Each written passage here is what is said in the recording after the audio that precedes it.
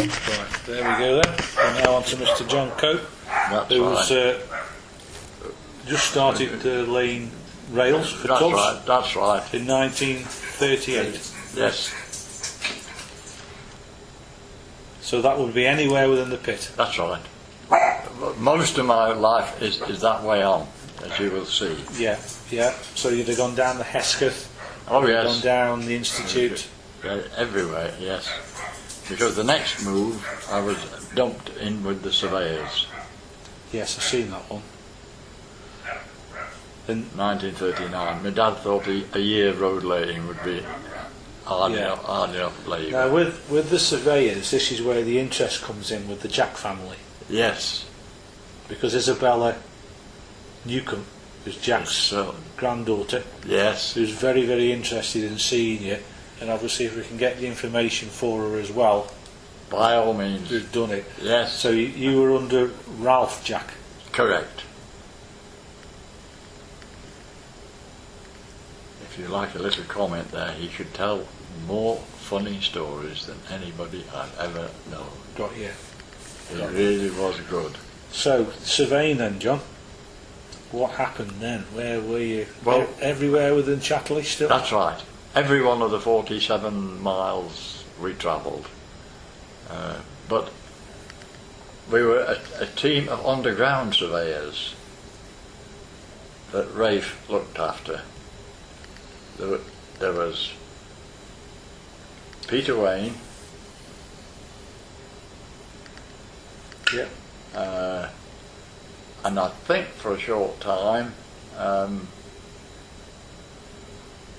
the gentleman who finished up as a safety officer for the area at National Coal Board, I'll think of his name in a bit, and one other, and we formed a bridge school, Right, yeah. and we played very good bridge for I think the whole of the 2 years I was with them.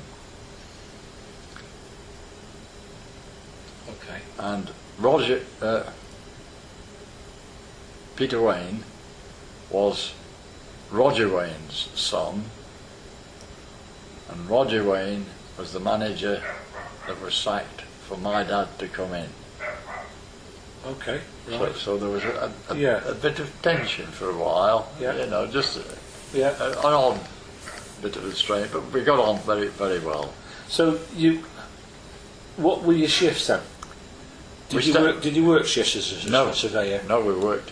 or days? No, we got to the pit at 10 o'clock. To go down the pit at 10 o'clock, split shift. We came back out at 2 after doing what we were asked to do by the surveying staff, and put in our information and measurements for them to work in the office to see whether they were acceptable or not. That gave us the time to play bridge in the afternoon Right. before we got clearance to go home. So how many teams would there have been? Would Just the one one team? Yes. So you were the surveying team, then there'd That's been right. another management tier above you. That's Just right. Okay, Ralph. Yeah, Ralph, off you go. Bert Croxton was the surveyor in the office, and he had one other surveyor architect with him who drove out the measurements that they'd asked us to do. What they sort of said to each other was, go down the middle pit, and on 4th junction there we're going to put a junction in. We want the measurements from there, and please send them, bring them back out. And we took them and Rafe just handed them over, and then came back and we played bridge. So when you went down, were you all sort of togged up with the absolutely. Yes. Had you got electric light? Yes. Cap lamps. Cap lamps, all Yes. that sort of. Had you Yes. got your safety lamp, or would that be? No, not then. Because the deputy would have that one too. That's right. That's right. So when you went down, would you, although Ralph was in charge of the small group of surveyors, the deputy would be in charge of Ralph? On the district, not really. it was just accepted. What are you here for? Well, we're going to measure this. So Fine. what's a district?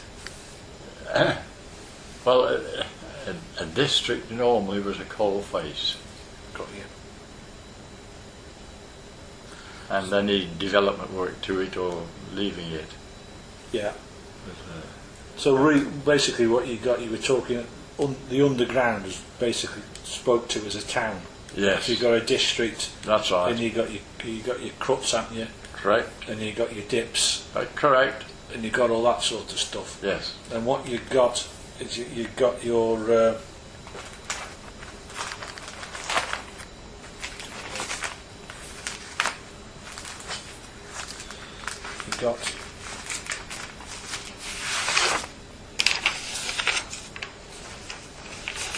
you've got that, haven't you?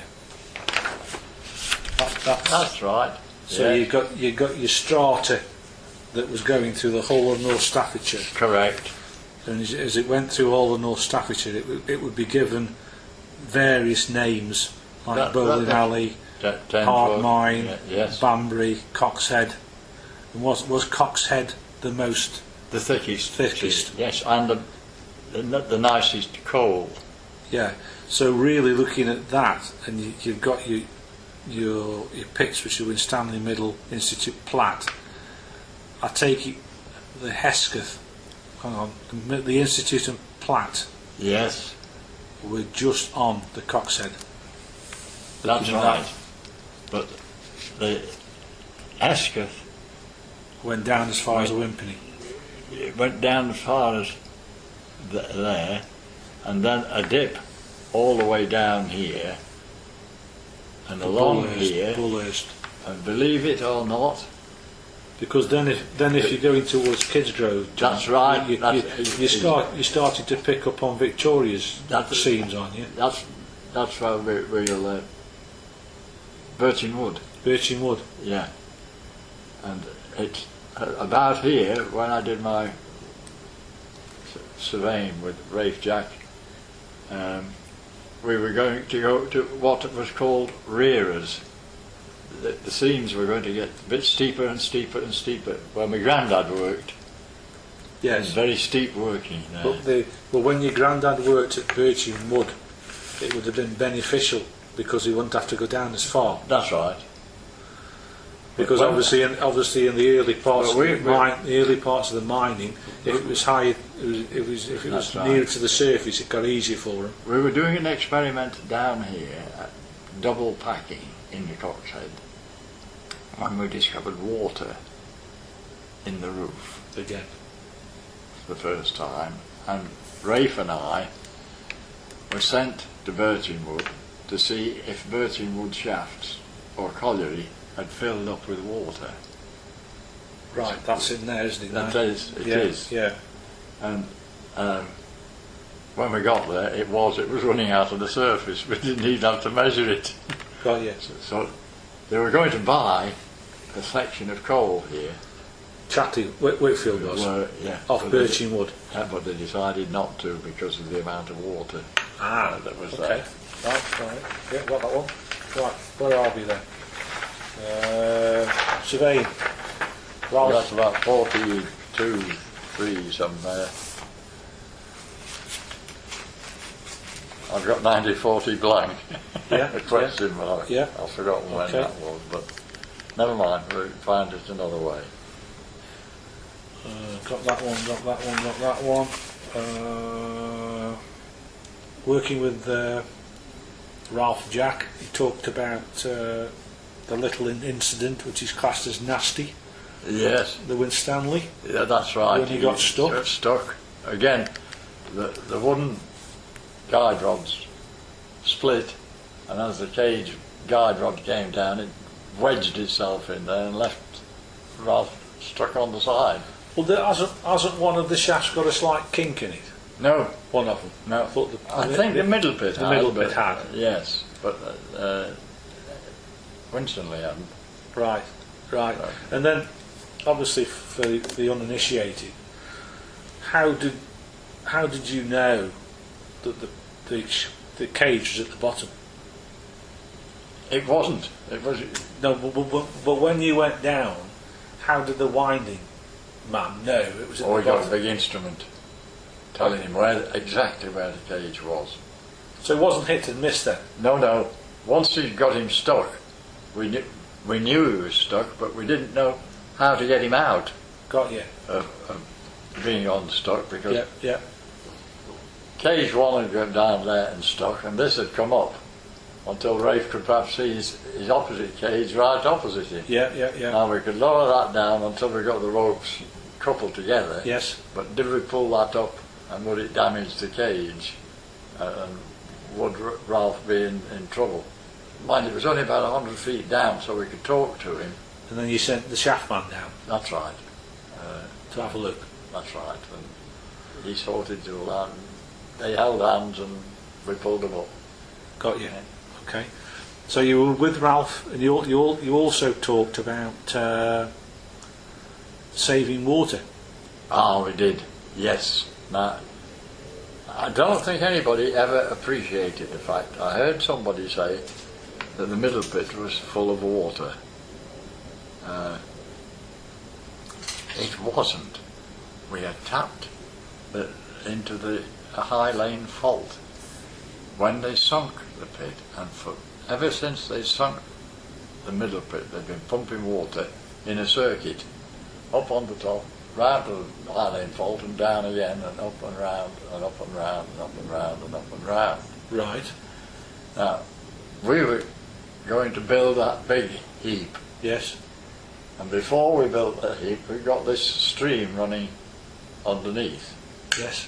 and we sent Rafe and I to measure the amount of water so we could build a gutter, a concrete gutter, a tube, to protect and put this big heap on top of it. And while we were stood there, Rafe was watching the amount of water coming in and the amount of water going out. And he said, "There's more bloody water going down the High Lane fault than is going down the rest of the track." And so we went back and we measured it very carefully, and we were. So we concreted that to protect it for the other thing. Keep going, John.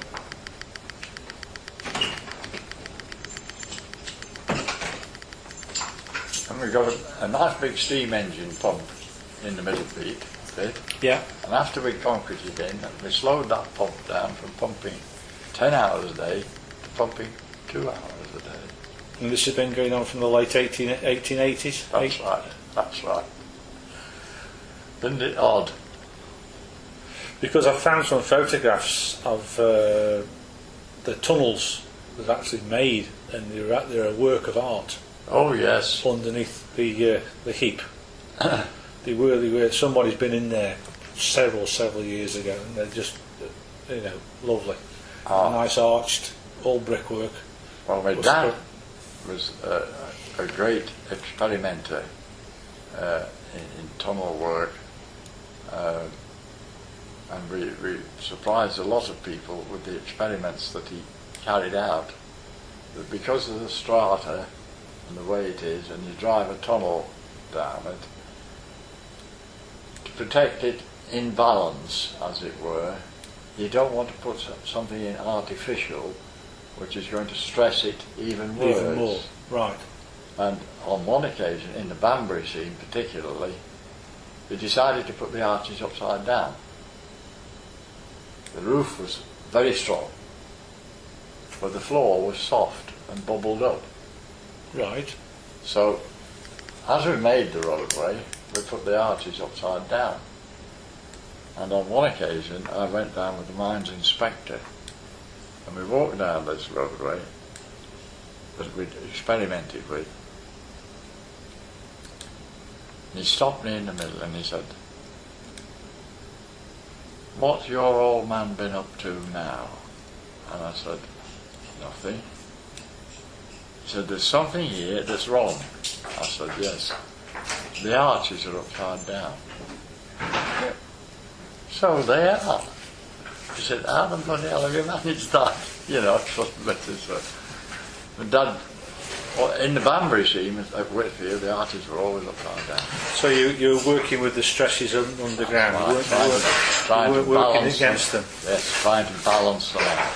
So would that have been your job and Ralph's team job to say this is what's happening down there as a surveyor? Oh yes, we'd take photographs of that So and you went- circulate it and Right. So you go down there and say this is what's happening. that's right. Report back. Play your bridge. That's right. Wait for the decision, That's right. and then you pass the information on to somebody else. Correct. Coffee Yes, before I please. go out. Oh Yes, yes, please. Yes, Break. please. Right? Break again. Sorry. Coffee break.